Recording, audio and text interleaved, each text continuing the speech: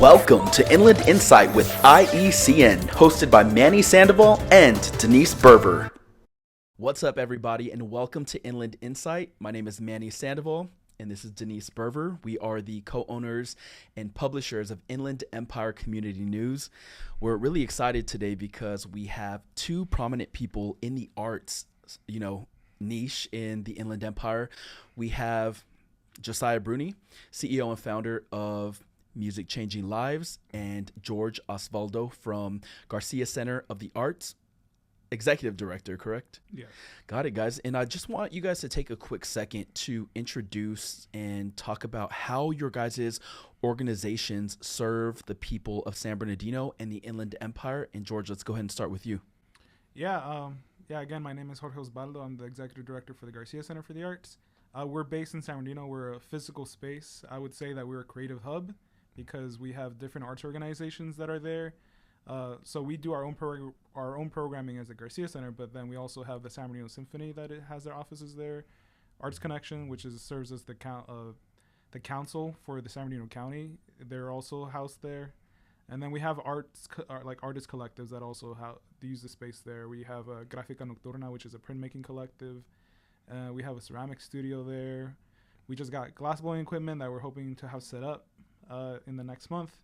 And yeah, it's a beautiful space. It's like an Adobe building.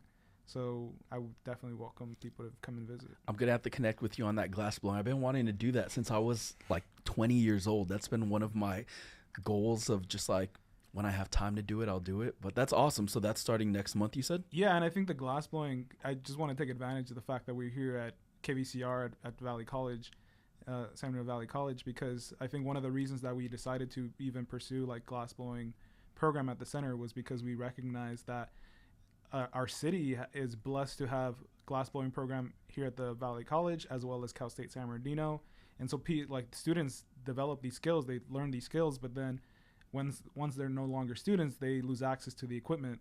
So we wanted to be like a community outlet for people to still continue that skill, that craft, once they're done being students. Gotcha. Yeah, thanks for sharing that. And Josiah, let's talk about Music Changing Lives. Definitely. So Music Changing Lives started back in 1998, straight out of high school.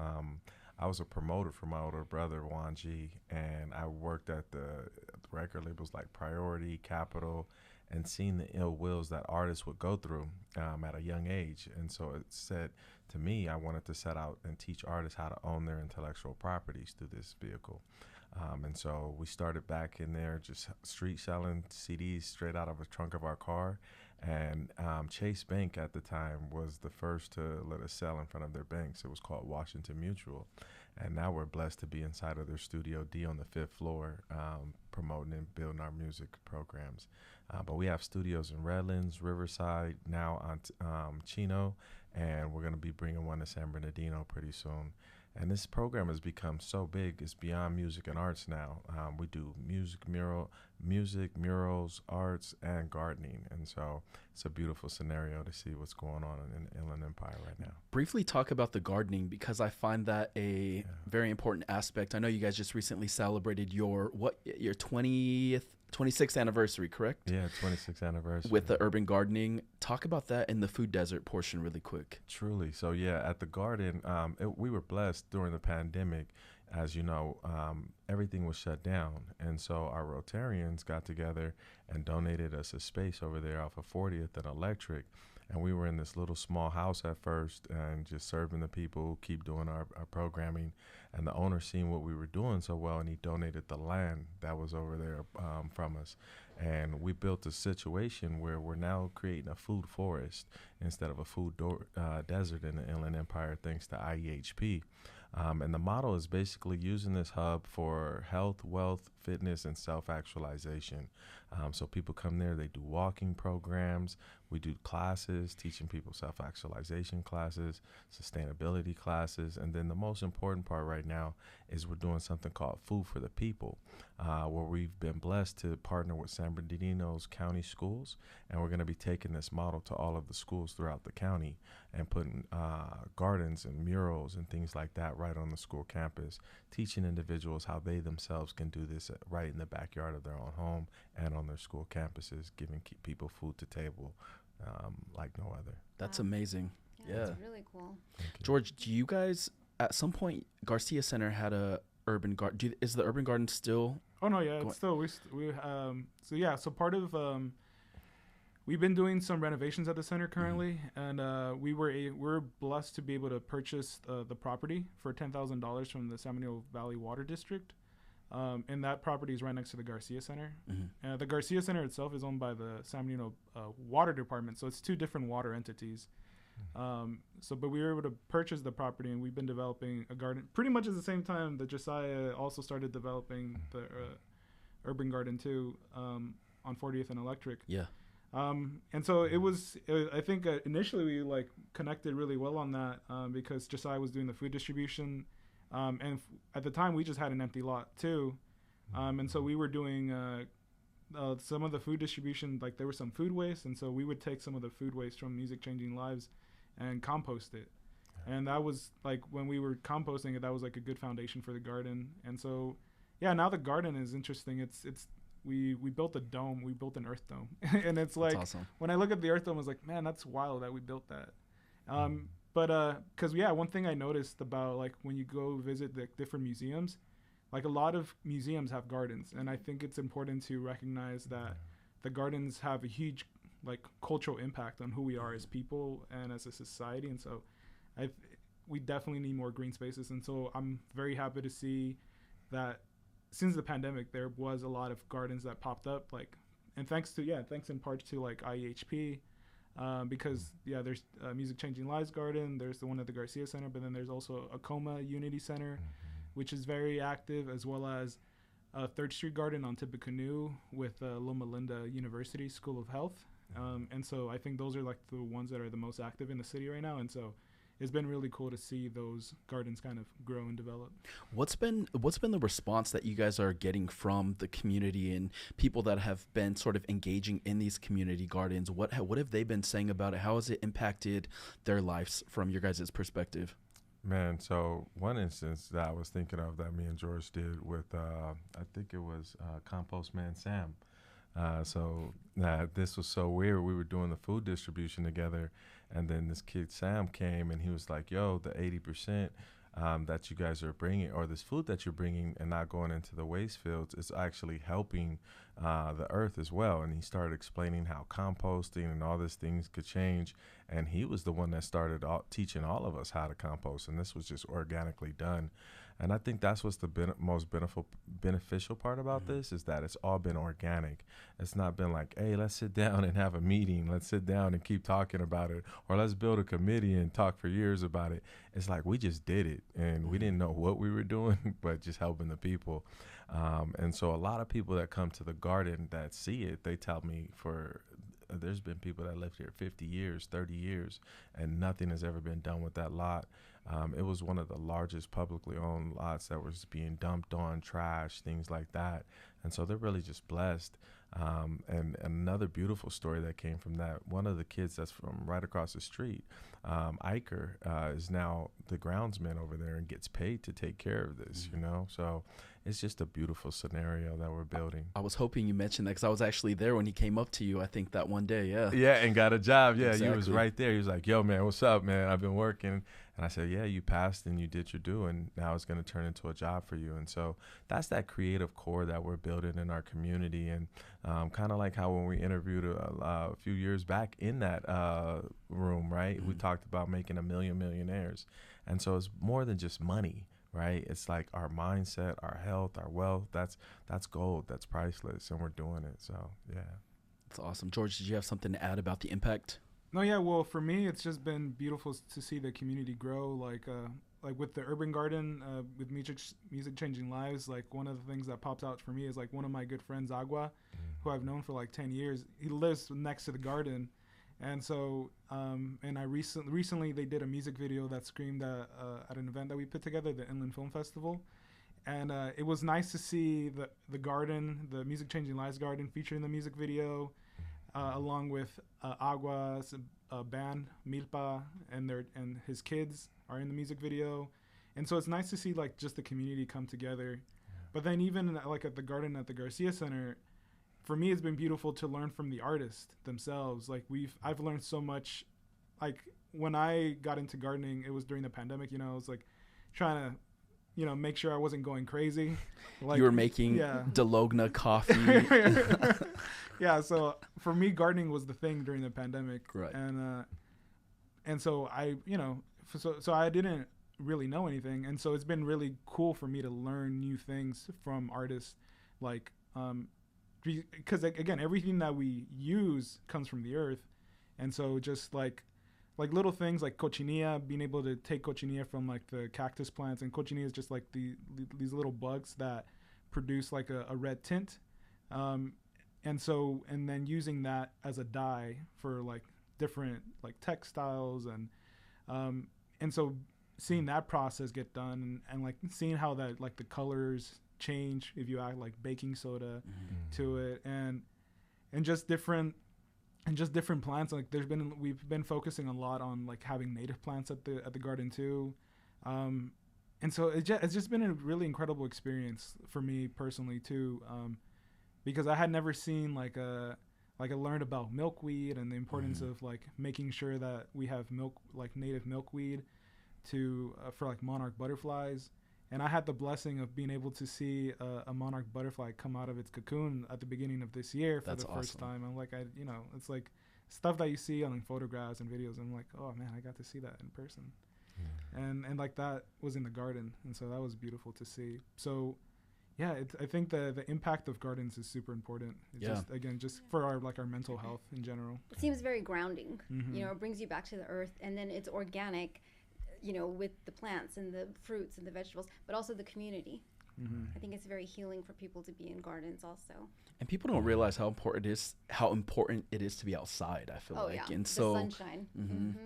in the food, it's all tied, like you mentioned too, like health, and everything is just tied into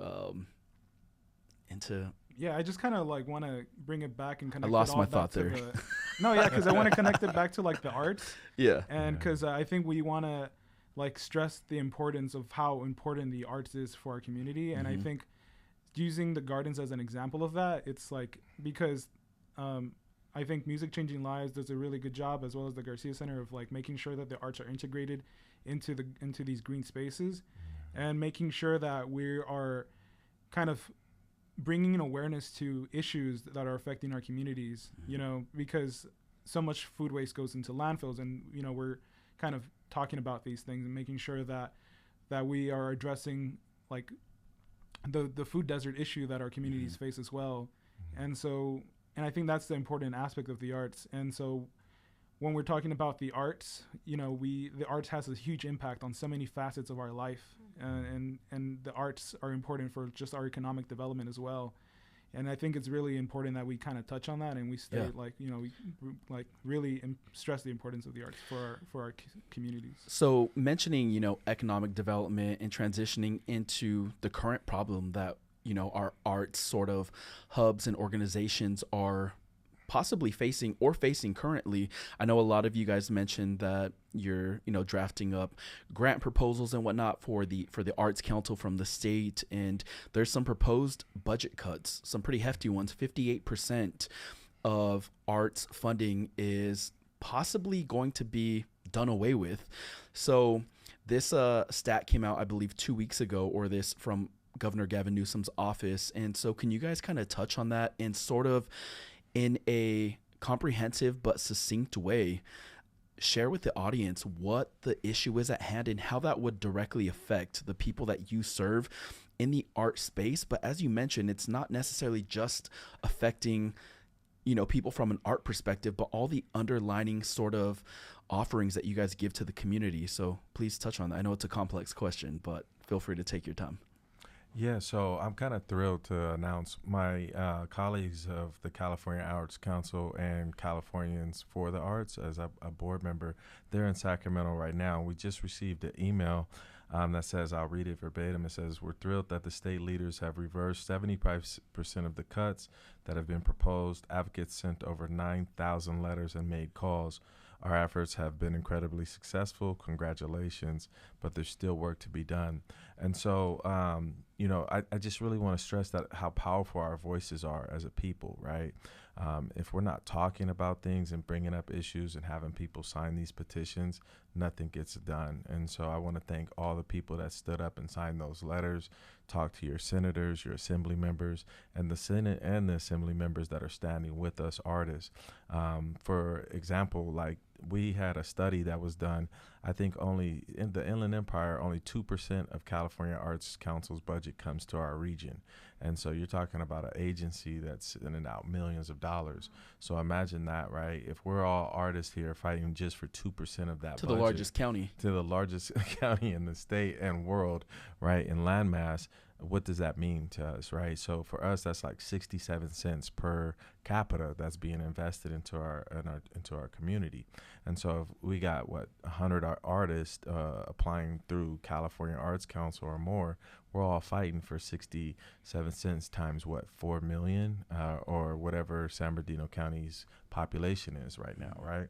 And so for me, I'm just at this point to where how can we become very effective at letting the state know, one, that we lead the arts kind of in the Inland Empire. If you look at the Orange Show, Ontario Arena, all these big venues that are breaking artists here that you have coming, Yamava. I mean, dude, they're bringing out some of the biggest artists to the Inland Empire, right? I was weighing Cyprus, 2 hours away from here, and you see a Yamava concert poster bringing people to the Inland Empire. So think about the tour dollars that are coming here and the economic value that we're bringing. It's tallying into about 14% of the GDP of California. And so I think 67 cents is a slap in the face when other countries and other states are doing way more than we're doing. And so we just need to really fight for that. Gotcha. And George, what do you have to add on that? And if you can still touch on how the public can still get involved, because as Josiah, you mentioned, there's still work that needs to be done. And I think even though they're announcing that currently, the 75% reversal, there's still that other, work that needs to be done. And I feel like the arts is always in a position that things need to be justified. And so how can the community still get involved to make their voices heard? I guess there's a lot of thoughts kind of running through my head. But I guess, right now, advocacy is super important. When we're talking about the California Arts Council and the budget cuts, we the threat was significant, 58%, and they were planning on cutting $10 million from the California Arts Council budget, but now that has been reduced to $5 million. So there's still some advocacy work there. And then there was also a budget had been approved of $12.5 million to launch an equitable payroll fund, which would have paid artists directly, creatives directly, that are in the performing arts. And so luckily that has been preserved as well. And so I'm glad that these updates are positive, and that's really good news. And so, we got to make sure that we are able to still preserve organizations and agencies like the California Arts Council, because I think they're still the threat that they might. I don't know if you have any update, Josiah, on the possibility of I know the governor's office was trying to have the California Arts Council as a state agency get put under the governor's office for business. So I don't know if there's an update on that, but we want to make sure that the California Arts Council stays an independent agency. And what's the benefit of that? It's making it ensures that the people that run it are also that have a good understanding of what it means to be a working artist and to be a creative entrepreneur. We want to make sure that the agency doesn't become just another bureaucracy where it's that's out of touch with the people on the ground, the local creatives that are doing the work. And so, because I think locally we have such amazing people, I wanted to wear this shirt specifically, like mucho gusto. Like it was an amazing concert festival that happened last year, and it's gonna happen again this year in September of this year.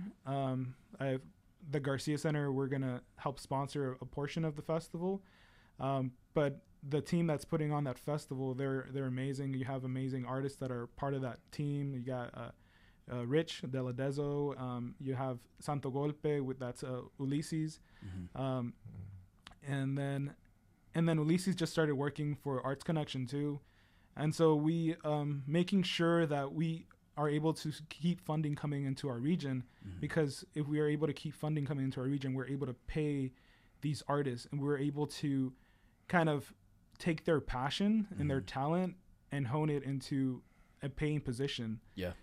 Because it makes their living they're able to actually make a living off of their work. And so we've been able to work with some amazing artists at the center, and that's what I've loved about working at the Garcia Center. It's just because the center as a physical space, it draws people in, and so I naturally get to meet amazing people. Like some of the people that currently work at the center through Arts Connection, like Yulisa Mendoza, like they're an amazing photographer. Dre Bonales, like I met them first because they were doing film production with a collective called Future First, in which we work with Future First for the Inland Film Festival. And I think I wanted to touch too on the Inland Film Festival too, because like the funding that's coming to our region, like that funding, like we received $100,000 from the California Arts Council through the Creative Core Fund, and we were able to put on the Inland Film Festival. And then we also received like $25,000 from the Impact Project Grant, and we were able to help supplement that. But then we kind of but even after that, we still had to continue raising more money, because putting a film festival together requires a lot of effort. And as you're planning an event that size, things start getting more expensive all of a sudden too. So I get that. So yeah, no, that makes sense. But it's good, I think that's kind of like the nature of the game. Like you have to spend money. Like you can't be holding on to money. You need to be able to spend it, but making sure that those dollars stay in the regions, they stay local. And that's something that would be sort of on the chopping block with those budget cuts. And I've heard ton of great feedback about the Inland Film Festival, which happened in March. April 20th. Yeah. Denise, you actually attended, right? And so you and your son, Noah. I was very impressed with the film festival. I was looking forward to it, but then when the actual event happened, I was blown away. It was, it was so crowded. There were so many people there. The variety of projects, it was very impressive, especially being the first time. I was there all day, bouncing from one theater to the other, seeing different movies, and the energy was great. People were so excited to have this, to focus on filmmakers from the area, in the area, and everybody was just so excited for next year. That was what we were talking about. Next year was what everybody was saying, because it was great this year.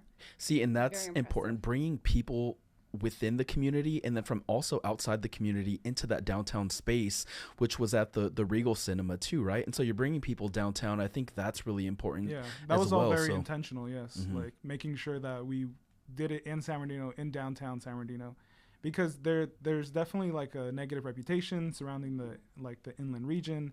San Bernardino specifically, it's been like recognized like as the most dangerous place like in the country, but I'm like, no, like I live here, I know the reality of it. Like, sure, it has its issues, but it's nothing that we can't overcome.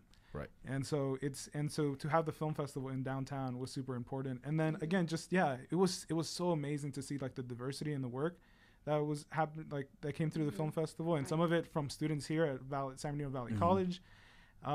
It's like there was like science fiction in there. There was like romantic comedies. There was documentaries, music videos, and again, like in terms of what we had to do, we were the organizers, but we didn't create the works ourselves. Right. We just kind of put the call out to people, letting them know, hey, we're putting this on. Yeah. We want you to highlight your talent, show us your talent, like showcase yourself. And people turned out. I think that's amazing, just to see an influx of art opportunities for artists in the area too. Just even when it comes to just film, this year we've had the Inland Film Festival, we've had Wolverine Con here at San Bernardino Valley College. We've had the Prestige Film Festival in Colton. So there's been like 3-4 of them going on, and it's really cool to see, because maybe about 3-4 years ago there was few and far between. So just to have all those happen in the past couple or few months is pretty inspiring and exciting to see. But moving forward, I want to give you guys a quick second to talk about what you guys have going on this summer, what initiatives are happening at Music Changing Lives in the Garcia Center, and Josiah, share some of that really quick. Well, so summer's jumping off to a great start. June, we're going to be doing a bike and safety class at the Garden on June 23rd. It's the 4th Sunday of the month in June, and that's what Cal Walks. It's actually a beautiful project because they did a study for us to show us the traffic issues that's up there on the 40th and the uptown San Bernardino area. And so we learned that there's been over 8 pedestrian vehicle car crashes hitting a pedestrian, and one of those led to a death. And so we're trying now to take this report to the city, let them know what's going on up on 40th and Electric up there, and asking them to widen the streets and also to get bike and safety lanes for the kids and proper walking. People drive fast on that street too. Right. I seen a U.S. Postal Service truck flip over one time on that street. So it's very dangerous, and that was the purpose of them purchasing that house or that building we were in, was to widen the street. So we're pushing them to move that project forward up there. But after that, we have in June, we're going to be doing our Juneteenth. It's an annual event that's going to be a block party at the Civil Rights Institute. So come out. They also have a film, not a film, but a photography session from San Bernardino artists in there that's featured, that's out there. And then coming up, we have our State of the Youth. The State of the Youth program, this is our 3rd annual one. We hosted it here, bless San Bernardino Valley College last year. This year it's going to be at UCR, and that's July 11th through the 13th, where we have 300 spots for students to come learn financial literacy, business development, and so much more. And so, yeah, it's an impactful year, and I'm loving it. Some important stuff. And George, what's coming up at the Garcia Center? Yeah, currently we've technically been closed as the center because we've been doing some renovations at this space. Like we've been updating walkways just to be more ADA accessible. So I'm very excited for people to come out for the grand reopening, which we've scheduled for June 30th of this year. What time? It's going to start at 4 p.m. At the Garcia Center, of course. And so, yeah, I'm excited for people to come and see kind of like the updates that we've done. We're currently updating our gallery too. So I'm excited because we have a show that we're doing in collaboration with the Civil Rights Institute in Riverside. So they're having their opening on June 6th, but then we're having our opening on June 22nd. So that'll be separate, but people are going to be able to see that during the grand reopening as well on the 30th. And so, yeah, and I'm excited for the Garcia Center to keep collaborating with different like amazing organizations and amazing artists in our community. Like bringing it back to like the budget and everything. You know, like again, we have the benefit of having the arts connection at our space, at our center, and so we are hoping to continue working with them, like in partnership to do more advocacy work. Specifically, you know, my heart is in San Bernardino, in the city of San Bernardino, and so I'm hoping to work with them to make sure that we're able to create policies in our city that will be able to support artists and creatives and to support them, you know, to be able to make a living out of their talent and their passions. Got it. And guys, can you shout out your Instagram handles? Music Changing Lives. Yeah, it's the Garcia Center for the Arts. At the Garcia Center for the Arts and Music Changing Lives. Well, guys, thank you so much for joining Denise and I here. For everyone watching, we are here at the IMA studio in the film department at San Bernardino Valley College. This is Inland Insight. My name is Manny. Again, still Denise, still Manny. We'll see you guys next time. Thank you for joining us.